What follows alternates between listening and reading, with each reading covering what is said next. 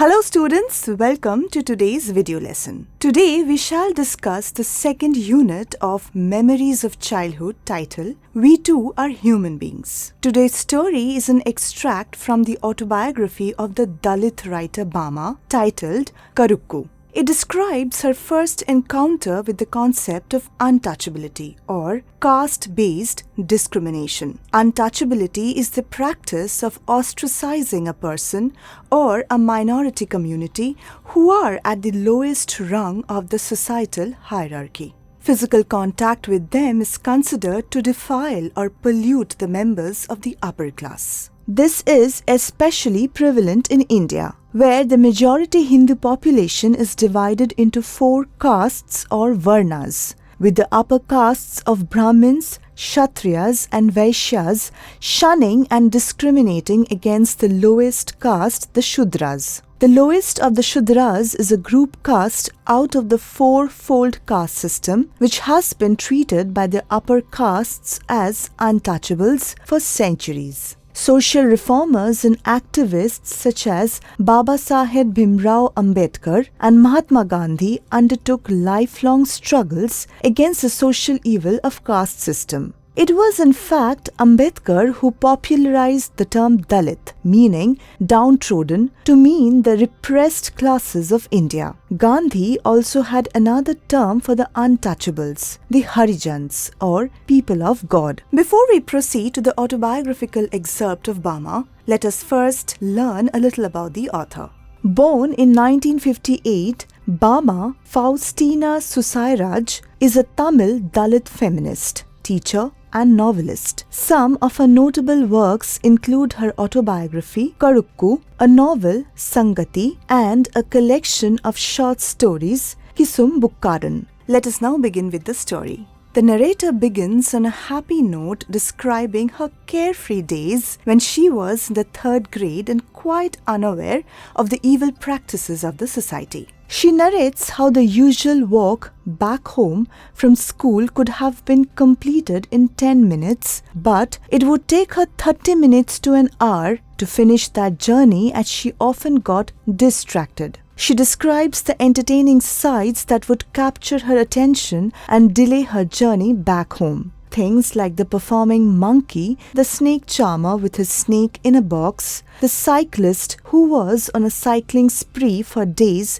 kept her enraptured. She also passed the Mariata temple with its huge bell, the Pongal offerings being cooked in front of the temple, the dried fish stall, the sweet stall, the stall selling fried snacks and various other things. All these things would put her to a standstill and not allow her to move faster. There were other things which would go on too, like political gatherings, puppet shows, and stunt performances. The narrator felt spellbound as a child at all these sights. One day she had reached her street with her school bag slung over her shoulder. She noticed the threshing floor which had been set upon the opposite corner of the road. The landlord sat there supervising the entire procedure. The other people of her area who lived as a community had been hard at work driving cattle in pairs to tread the grain from the straw. Next, the narrator noticed an elder of her street carrying a small packet, holding it by the string. She guessed they were varai or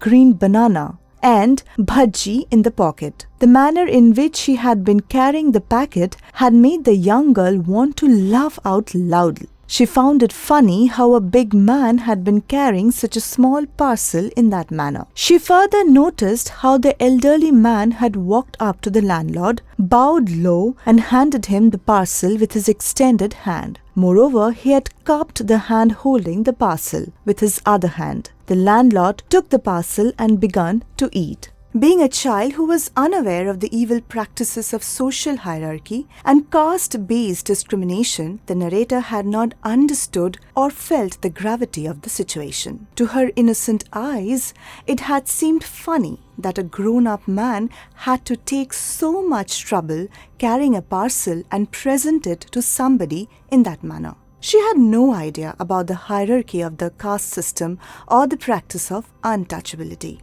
The girl returned home and narrated the entire episode to her elder brother, who was a university student back then. She rolled over laughing at the memory of such a big man carrying the parcel with a string. However, Annan, her brother, was not amused. He explained to her the concept of caste-based discrimination and how they were considered untouchable by the upper castes. He also explained how the upper caste thought that the low caste people touching their food would pollute or defile it. The young girl was extremely angry and sad on hearing this. She could not believe that untouchability and discrimination was such a common practice. She felt infuriated and provoked at the fact that the upper classes thought so highly of themselves. She soon realized how her people not only worked hard but also ran petty errands for the rich upper caste people. Annan also explained how their community was treated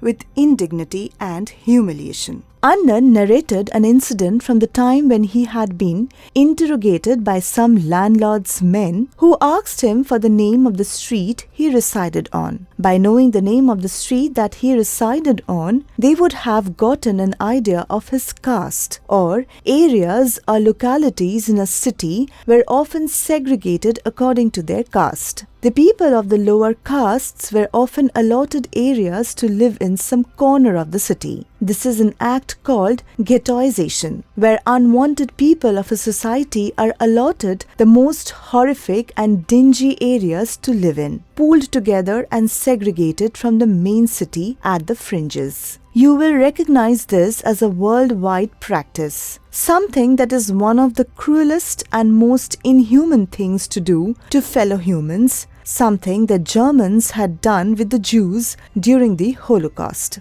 Annan advised the narrator to study hard and learn all that she could. He told her that if she studied hard and stayed well informed, it would make people treat her with dignity, as education was the only means of rising above social barriers. From then on, the narrator had studied hard and stood first in her class, which had then helped her to make new friends. Thus, through the autobiographical extract, we get a perspective of the evil practices of the society through a child's eyes. We witness the exact moment of the loss of innocence in a child, when she is made aware of the several kinds of injustices and discriminations existing in the wider world. The title of the story is significant, as the child wonders about the fact that humans have developed ways to segregate and separate each other, forgetting the fact that Dalits too were human beings. With that, we come to the end of today's video lesson. See you soon in our recap video, where we shall discuss a little more